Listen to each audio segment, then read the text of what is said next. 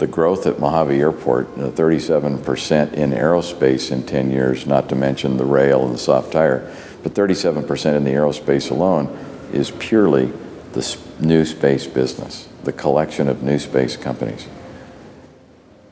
I would be doing a disservice to my board of directors if I didn't use every tool I had to try to retain those companies over the next 10 years.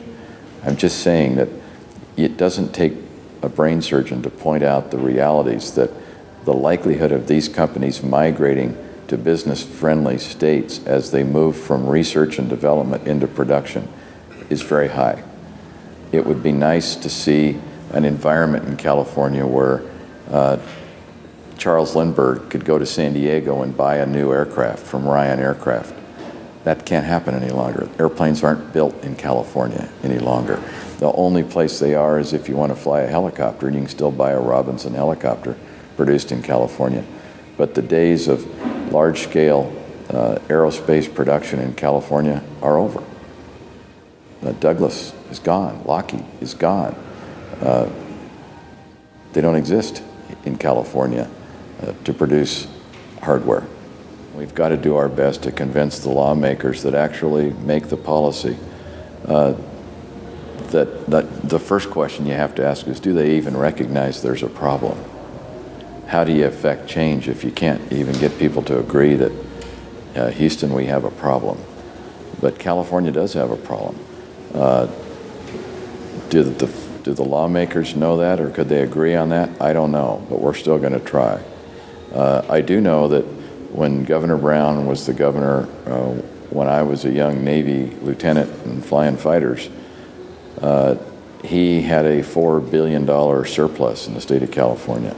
And a reporter in Chicago gave him the tagline Moonbeam for a ridiculous idea that he had, and recognizing that the Silicon Valley was on the verge of exploding with a new industry that was just, nobody knew where it was going to go, but it was personal computers and cell phones.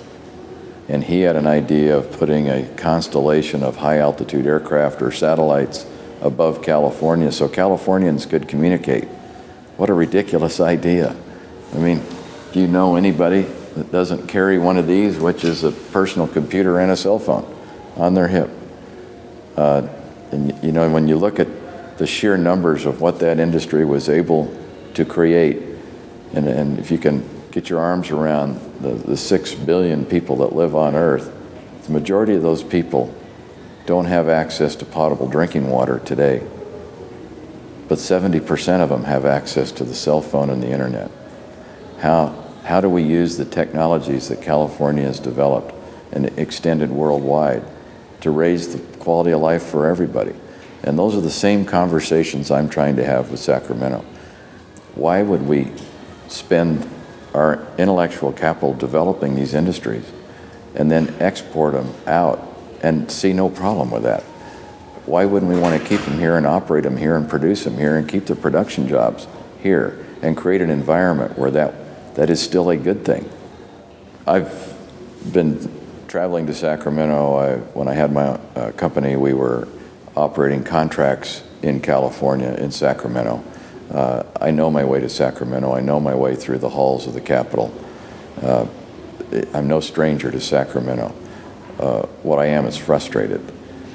And I've been on this subject 3 times over the last 10 years and initiated campaigns to get Sacramento off top dead center and get them moving in a direction that would make the state a more business-friendly environment. We've never had any 3 of these initiatives make it through committee, even to the floor, to begin the conversation.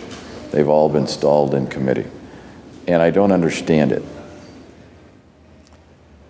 Al, if there was one thing that we could do, and again, I'm a huge believer that words matter, policy matters. Wouldn't it be nice if the governor, now I've been at Mojave through 3 governors, wouldn't it be nice if the governor could come out and simply say, we appreciate your business. Words matter. Acknowledge this industry. We have Governor Richardson, the governor of Virginia, the governor of Florida, Governor Perry of Texas publicly stating we have candidates for president that want this industry in their home. Why can't our own governor come out and just acknowledge he'd like to keep the business in California? He appreciates the investment these people are making, the entrepreneurs are making. You know, an entrepreneurial business doesn't take a job from somebody else. They create jobs organically. Those are brand new jobs. They didn't take them from somebody else. They created them. Wouldn't it be nice to seed that, fertilize that, and let it grow on its own? Why export it so others can benefit from the entrepreneurial spirit that was born in California? Policies do matter. When I travel around the world, people say, how were you able to grow Mojave? What were the factors that you used? What were the tools you used? What happened? And I said, it's real simple, actually. We gave people permission. It's that simple. It sounds so corny. But you look around in this risk-averse society across the industrialized world and find where people can actually take the risks to develop rocket motors. Those places don't exist. And in Mojave, in the last 10 years, more rocket motors have been tested by X-Corp, Maston Aerospace, Protoflight, Air Launch, T-Space, Scale Composites, Spaceship Company, now Virgin, then Stratolaunch on their heels. But more rocket motors themselves have been tested in Mojave than the rest of the world combined in this century. And you go, how did that happen? Well, it's real simple. We gave them permission.